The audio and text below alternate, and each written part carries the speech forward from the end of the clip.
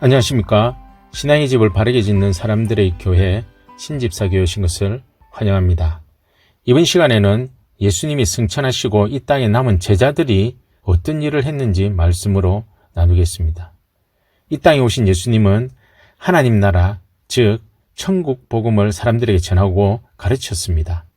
천국이 어떤 곳이며 어떻게 해야 갈 수 있는지 등을 사람들에게 전하셨습니다. 제자들은 예수님이 전하고 가르쳐 주신 천국 복음을 믿지 않는 이들에게 전함과 동시에 이스라엘 백성이 오랫동안 기다려왔던 구세주가 바로 예수님이었다는 사실을 전했습니다.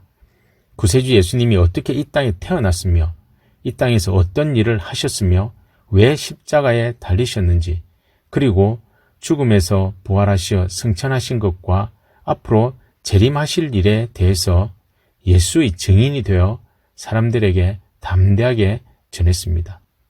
제자들이 예수님이 구세주라고 담대히 전할 수 있었던 것은 성령 충만을 받았기 때문입니다. 예수님은 하늘나라로 가는 것이 제자들에게 유익하다고 말씀하셨습니다. 왜냐하면 예수님이 가셔야 보혜사 성령님이 오셔서 우리 속에 항상 계실 수 있기 때문이라고 하셨습니다. 예수님은 제자들이 사역을 하기 이전에 성령을 받아야 한다고 하셨습니다. 예수님께서 감람원이라는 산에서 성천하시기 직전에 마지막으로 말씀하셨습니다. 예루살렘을 떠나지 말고 기다리고 있으면 성령을 보내주겠고, 성령이 임하면 권능을 받아서 온 세상에 나가서 예수님의 증인이 될 것이라고 말입니다.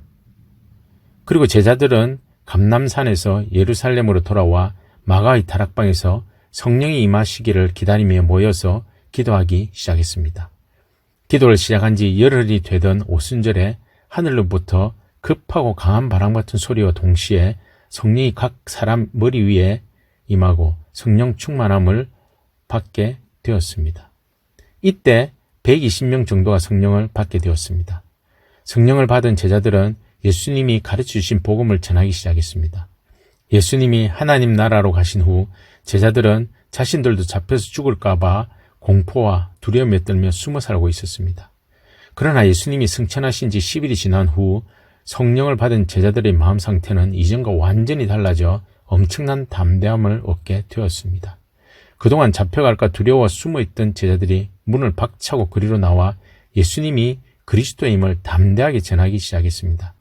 그렇게 제자들은 예수의 증인이 되었습니다. 제자들은 유대인들에게 이스라엘 사람들아, 당신들도 보지 않았느냐? 예수님이 큰 권능과 기사와 표적을 행할 때 너희 중에 수혜를 받은 사람도 있지 않았느냐? 그분을 여러분이 확실히 십자가에 죽었지 않았느냐? 그분이 죽은 것은 여러분이 죄를 대신해서 죽은 것이다. 너희들이 죽였지만 그분은 부활하셨다. 예수님이 확실히 성경에 기록된 그리스도가 맞다. 우리는 여러분들이 죽인 예수님이 사흘 만에 부활하신 것을 분명히 목격했다.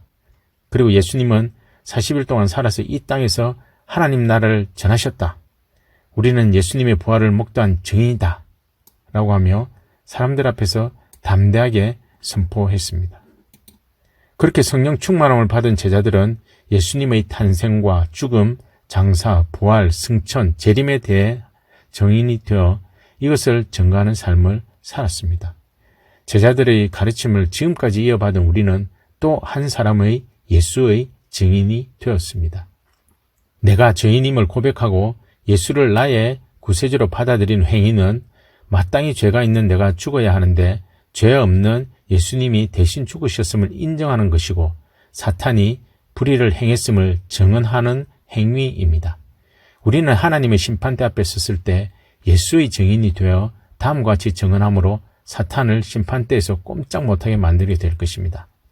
하나님, 사탄에게 죄인들을 죽일 권세를 주셨고 사탄은 죄지은 모든 사람을 죽이는 권세가 있기에 저도 당연히 죽어야 합니다.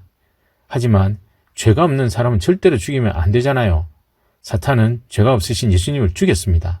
제가 바로 그 증인입니다. 여기서도 저기서도 제가 증인입니다. 라고 증언하는 또 다른 성도들이 나타나 예수의 증인임을 하나님 앞에서 선포하게 될 것입니다. 죄 없으신 예수님을 죽인 것은 사탄이라고, 내가 죄인이라고 고백함으로 사탄의 죄가 온 천하에 드러나서 심판받게 될 것입니다. 다시 말해 예수님은 죄가 없으신데 내가 죄를 지었고 예수님은 나 대신 죽으셨다고 고백하는 순간 죄 없는 예수님을 죽인 일에 대한 사탄의 불의가 온 천하에 드러나게 되는 것입니다.